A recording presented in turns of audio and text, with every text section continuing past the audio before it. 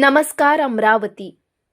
संपूर्ण महाराष्ट्रात फिरतोय, त्यासाठी मोर्चे बांधणी सुरू असं बच्चू कडूंनी वारंवार सांगितलं ना, त्यांच्या पक्षाचा मुख्यमंत्री होणं किंवा ते होऊन त्याच्याकडे त्यांनी स्वप्न बघणं किंवा त्याची योजना तयार करणं किंवा जे जे काही त्यांच्यासाठी करणं हे त्याच्या पक्षाच्या नेत्याची जबाबदारी आहे. प्रत्येकाला वाटतं आपल्या पक्षाचा मुख्यमंत्री झाला पाहिजे, त्यांनाही वाटतं आहे.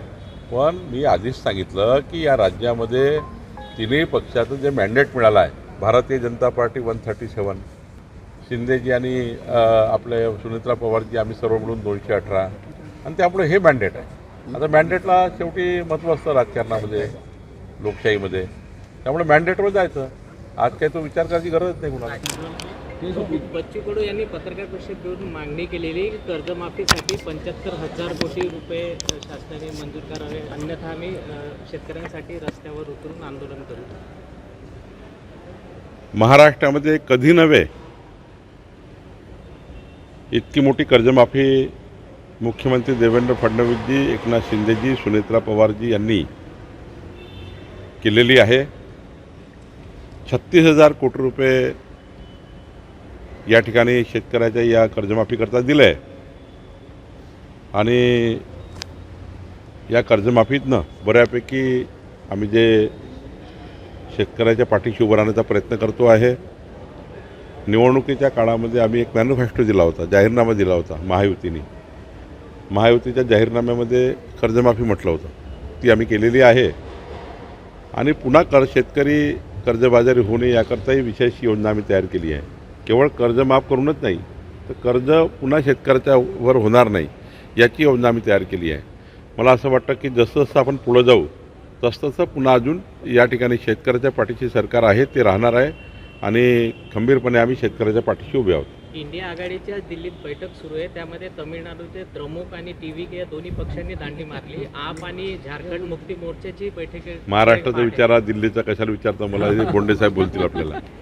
राज ठाकरे इंडिया आघाडीत सहभागी व्हायचं असते, त्यांनी उद्धव ठाकरेशी बोलतील, संजय राऊत त्यांनी वक्तव्य केलं आहे. जर चर्चा केली त्यांनी स्वतःची भूमिका तर प्रस्ताव ठेवू असं संजय राऊत. संजय राऊत काय बोलले ते राजसाहेब ऐकतील, राजसाहेब काय बोलतील संजय राऊत ऐकतील. त्यामुळे मी त्यात काही बोलणे योग्य नाही. बच्चू कडूंनी असं म्हटलं आहे की देवेंद्र फडणवीसांचं प्रमोशन व्हावं. देवेंद्र फडणवीसांचं जर प्रमोशन झालं तर एकनाथ शिंदे मुख्यमंत्री होतील. असं आहे की आज तर मॅन्डेट महायुतीला जे मिळालं आहे 51.78% मतं घेऊन भारतीय जनता पार्टी, शिवसेना आणि राष्ट्रवादी एकत्र आहोत. आणि आता तर 217 आमदारांची सर्वात आतापर्यंतची सर्वात मजबूत सरकार आहे. त्यामुळं देवेंद्र फडणवीसजींनी दिल्लीत जावं हे निर्णय करण्याचे अधिकार काही कुणाला नाही आहे. शेवटी देवेंद्रजीच महाराष्ट्राचं एक कर्तृत्ववान आणि या राज्याला विकसित महाराष्ट्राचा संकल्प करून आपलं राज्य हे देशातलं अव्वल राज्य करण्याचा निर्णय देवेंद्रजींनी घेतला. देवेंद्रजीसारखा अष्टपैलू कर्तृत्वाचा धनी नेता महाराष्ट्रामध्ये आहे. त्यामुळे आज तरी मला असं वाटतं की असा कुठलाही निर्णय कोणी करण्याचा विचार करू नये. मला तर वाटतं की देवेंद्रजीच्या नेतृत्वामध्ये एकनाथजी, आम्ही सर्व लोक चांगल्या पद्धतीने काम करतो आहे. असे गावागावामध्ये खडे फोडून मुख्यमंत्रीपदावर बोलून त्यांनी कुणी या ठिकाणी अशी आपल्या भूमिका व्यक्त करू नये. आणि शेवटी प्रत्येकाला वाटतं आपल्या पक्षाचा नेता मुख्यमंत्री झाला पाहिजे. त्यामुळं त्यांना तशी बोलायची सवय आहे. पण हे सांगतो की महायुतीमध्ये सर्व मताने, एकमताने आणि सर्व समावेशक भूमिका घेऊन देवेंद्र फडणवीसजी हे राज्य पुढं नेत आहे. आणि त्यामुळं राज्याचा एक चांगला सर्व बाजूने विकास देवेंद्र फडणवीसजी करत आहे. त्यामुळं आपापल्या पक्षात आपल्या भूमिका मांडल्या पाहिजे. काही भूमिका अशा असतात त्या आपल्या पक्षनेत्याला विचारून मांडल्या पाहिजे. कोणाला काही बोलायचं असेल तर पक्षनेत्याला विचारून बोललं पाहिजे. असंच समन्वय समिती ठरलं आहे. समन्वय समितीमध्ये जे ठरलं ते सर्वच लोकांनी पाळलं पाहिजे, भाजप, शिवसेना आणि राष्ट्रवादीच्या लोकांनी. कुणी पाळत नसेल तर त्यांचे नेते त्यावर चर्चा करतील. पत्रिकेत नाव नव्हतं, त्यामुळे शिवसेनेच्या पक्षातील नेत्यांनी नाराजी व्यक्त केली. नाही, ते मला वाटतं की एकनाथ शिंदेजी आणि सुनेत्रा पवारजींचं नाव असायलाच पाहिजे. त्यांना निमंत्रित केला पाहिजे. कुठं गल्लत झाली बघावी लागेल. राज्यामध्ये आमचा नेता मुख्यमंत्री विधान परिषद निवडणुकीमध्ये किती जागा जिंकल्या? 17पैकी 17. 17पैकी 17 आणि प्रचंड बहुमताने, सर्व इतिहास मोडून. सर, मेडिकल कॉलेज संदर्भात आज काही बैठक होणार आहे का? जागे नाही, आज मी आचारसंहितेमुळे बैठक घेऊ शकत नाही. पण मी फोनवर चर्चा करतो आहे की कुठं जागा आता मापसूची जागासुद्धा आम्ही बघतो आहे. ती जागा जी आहे ती जागा फॉरेस्टची आहे, जी आता प्रस्तावित आहे.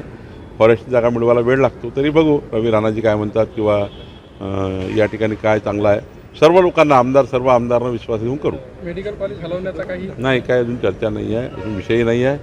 मी सर्व आमदारांची चर्चा करेल, लवकर जी जागा मिळेल तिथे करू. जो आहे बाजुरे यांचा अर्ज जो आहे तो बाद झाला आहे. बाजुरे यांनी असं म्हटलं आहे की सर्वांनी मिळून काँग्रेस, भाजप आणि वंचित या सर्वांनी मिळून माझा उमेदवारी अर्ज बाद करण्यासाठी कारस्थान रचलं होतं. मला हे सांगा की बजोरिया कुठं उमेदवार होते, कुठं आले, अर्ज बाद झाला त्यांच्यामुळे झाला. काय संबंध आमचा आहे की आम्ही निवडणूक आयोगाचे टप्पे मारले का? काही बोलतात. प्रवीण पोटे हे आत्तापर्यंतच्या सर्व निवडणुकीचा इतिहास तोडून निवडून येणार आहे. आणि त्यामुळं कोणी असा विचार करू नये, कोणी लढलं असतं कोणी तरी प्रवीण पोटेच हे प्रचंड बहुमताने विजय झाले असते.